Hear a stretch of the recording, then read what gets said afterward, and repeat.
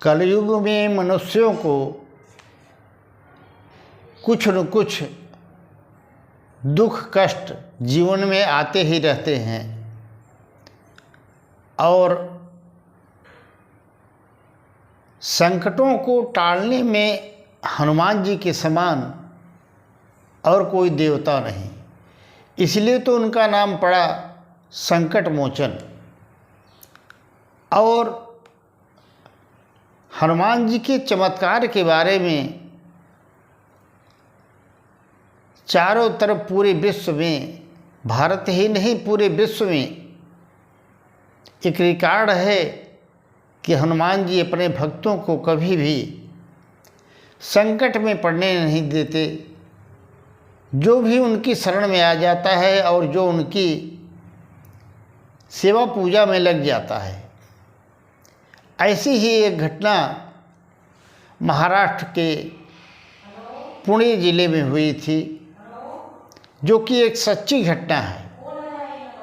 शंकर नाम का एक नवयुवक था जो हनुमान जी का भक्त था और उसने आजीवन ब्रह्मचर्य रहने का व्रत ले लिया था। वह प्रतिदिन हनुमान जी की चालीसा का पाठ किया करता था, घंटों किया करता और हनुमान जी का परम भक्त था, हनुमान जी पर ही निर्भर रहता था। उसके माता पिता थे और शंकर था, उसकी एक दवा की दुकान थी। अब हनुमान जी का भक्त होने के कारण उसके अंदर दया, करुणा, विनम्रता आदि सद्गुण विद्यमान थे।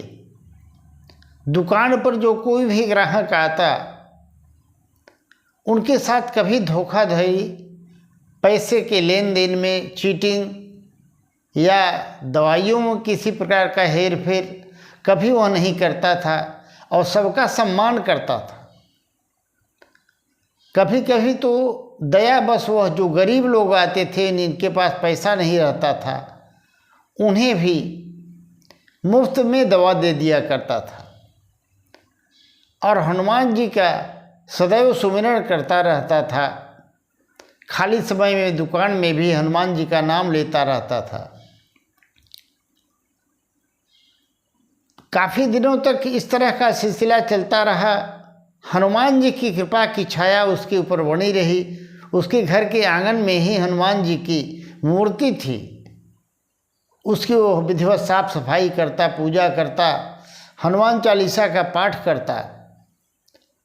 परंतु एक समय ऐसा आया जब शंकर के जीवन में ऐसा संकट आ गया कि जिसका कोई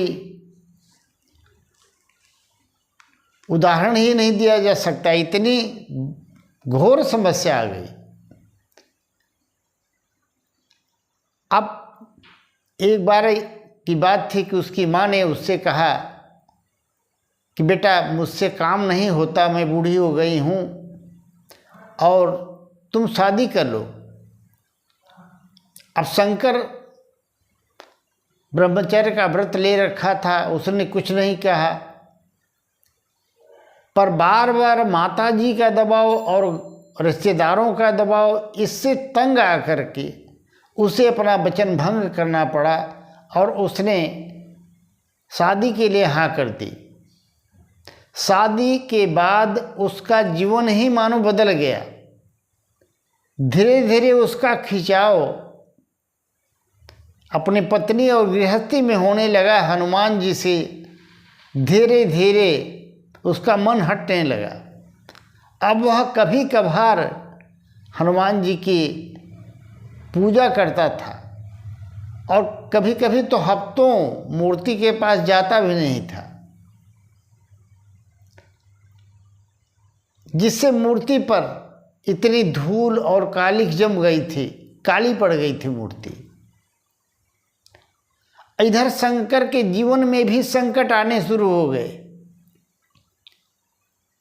एक बार तो दुकान पर एक व्यक्ति आया जिसने दवा ली तो शंकर ने दवा तो दी, पर वो दवा उस व्यक्ति को सूट नहीं की। वह गंभीर रूप से और ज़्यादा बीमार हो गया। उसने केस कर दिया और थाने वालों ने आकर के उसके दुकान पर ताला लगा दिया। कहते हैं जब संकट आते हैं ना तो वो बराबर आते ही रहते हैं।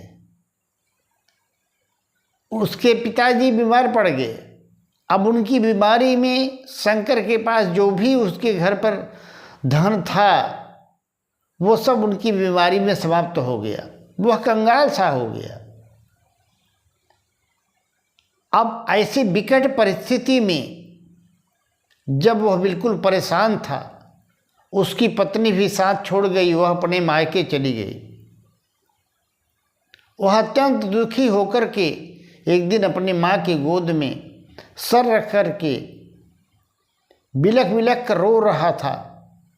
अचानक उसकी निगाह आंगन में पड़ी मूर्ति पर हनुमान जी की पड़ी, और जब हनुमान जी की मूर्ति को उसने देखा तो वह बिल्कुल काली पड़ गई थी, मानो जैसे उसे होश आ गया।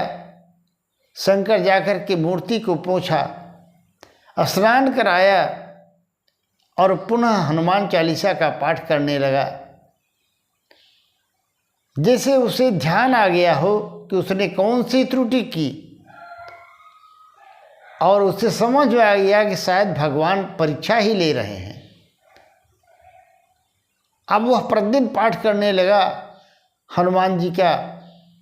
9 दिन बीतने के बाद जो व्यक्ति केस कर दिया था वह शंकर के पास आया और क्षमा मांगने लगा कि भैया आपकी दवा ने हमें ठीक कर दिया, हमने गलती से केस कर दिया था और मैं केस उठा लेता हूँ। उसने अपना केस उठाया, उसकी दुकान चालू हो गई। अब शंकर नियमित रूप से हनुमान जी की पुनः पूजा करने लगा और दुकान पर जाने लगा। धीरे धीरे उसकी दुकान में बरकत होने लगी और फिर से दुकान चल पड़ी। तो हनुमान जी के बारे में संकट मोचन जो कहा गया है वह चरितार्थ करके हनुमान जी ने दिखा दिया। और शंकर नियमित रूप से हनुमान जी की पूजा पाठ करने लगा और अपने माँ बाप की सेवा करता, और कभी भी उसने ठान लिया कि अब कभी हनुमान जी को नहीं भूलेगा।